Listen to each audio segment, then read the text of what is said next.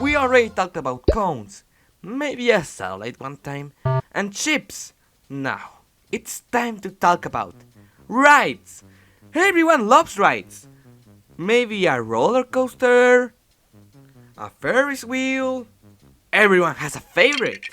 But my personal favorite, it has to be dark rides. Though they might be uncommon over here in South America, these attractions are focused on telling histories.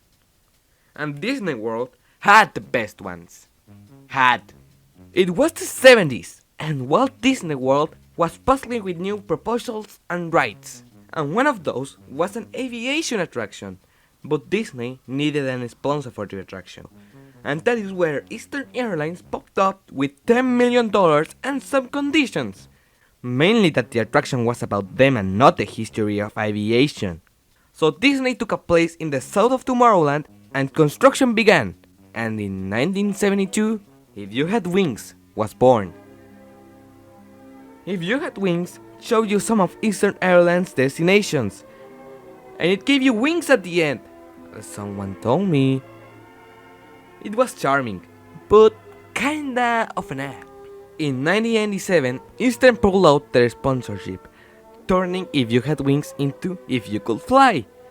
This version did not last that long, since another airline was interested in the space. Delta Airlines became the new official Disney airline, and subsequently the new sponsor of the space, and the whole attraction was renovated in the span of 2 years, and in 1989, Delta DREAMFLIGHT opened to the public. Delta DREAMFLIGHT, instead of going to Delta's destinations, it went through the history of aviation, as it was originally planned for the attraction, and also the technology went get more advanced as you went through the scenes. As you enter the attraction, you see the spirit of Delta, the first Boeing 767 Delta had. You board the plane and you enter your vehicle. Since Delta DreamFlight was an omnimover, it used the same track layout as If You Had Wings, and also your vehicle never stopped. First, you go to a mural depicting the first aircraft that Delta had. Then you enter through a tunnel and watch a giant pop-up book showing hot air balloons, being this the first age of flight. The music being like a 1920s sounding theme, if you know what I mean. You then go to a barnyard, where paper cutouts of various planes are barnstorming the place. The music changing to a more cartoony and chaotic tune. Then, a pilot crashes into a barn, and then you see a projected film of a daredevil airwalking on a pipeline, and the music gaining lyrics.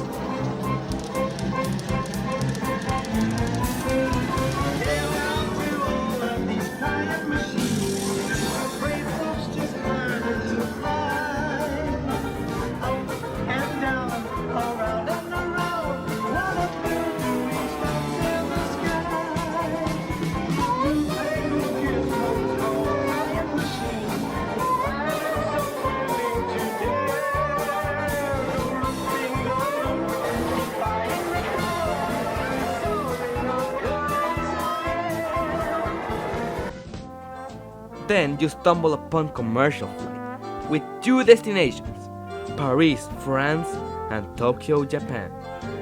You see some animatronics in a landscape, and then you go past an M130, and saw how first class traveling looked like back in the 1960s.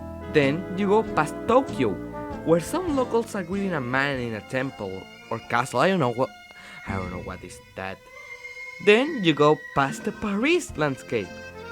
The music changed to become more romantic and French. After you fly through the buildings of Paris, you go towards a turbine as you enter the jet age, announcing that you are going to have a supersonic takeoff to the future. The music changed into a more pumping tune, with synthesizers, bass, and electronic guitars as you go towards the speed tunnel. And then you take off to see clouds on a large projected tunnel. You then arrive at the future, with a CGI animated film showing what it appears to be an Epcot-inspired city, the tune changing to be more optimistic. Then the main theme of the attraction plays as you go past a giant pop-up book with two cities alternating between the pages as a Delta plane flies in the background. You go out of the attraction as you see Delta signage. Delta DreamFlight, in my opinion, was a short and sweet attraction.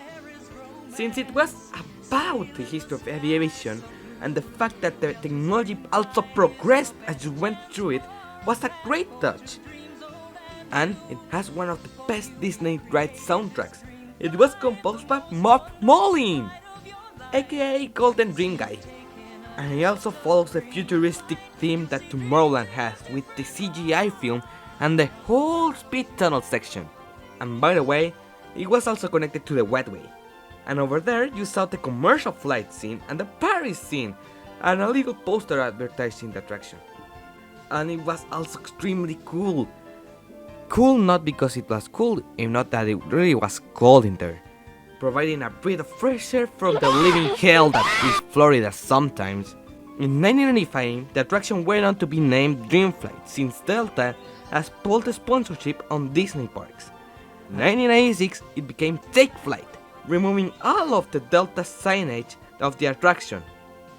But this version was short-lived, since a certain character came in to take over the building, and that character was Buzz Lightyear, the world's greatest superhero, now the world's greatest toy! yes. In 1998, Take Flight closed and became Buzz Lightyear Space Ranger Spin. Now your vehicle spin.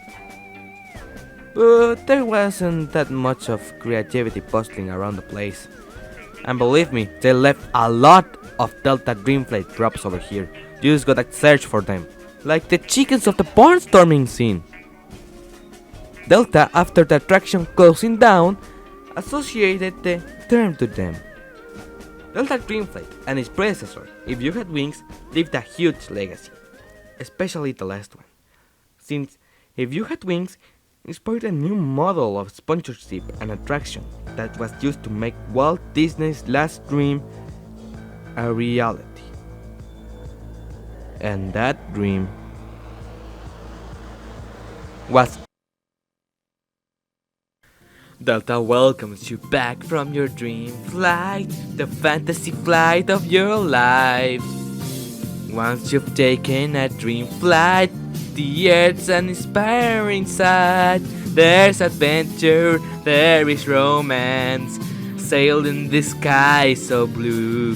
Delta's dream flight is your best chance for a passport to dreams all and new.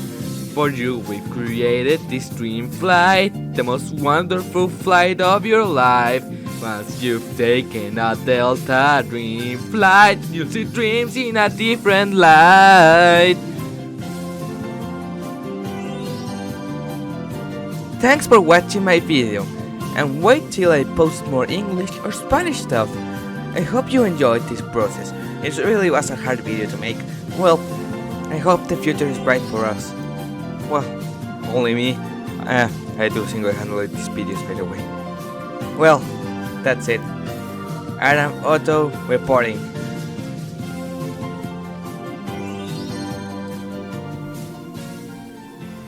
Oh, I wonder why Casino X Command is the best chip ever. Goodbye.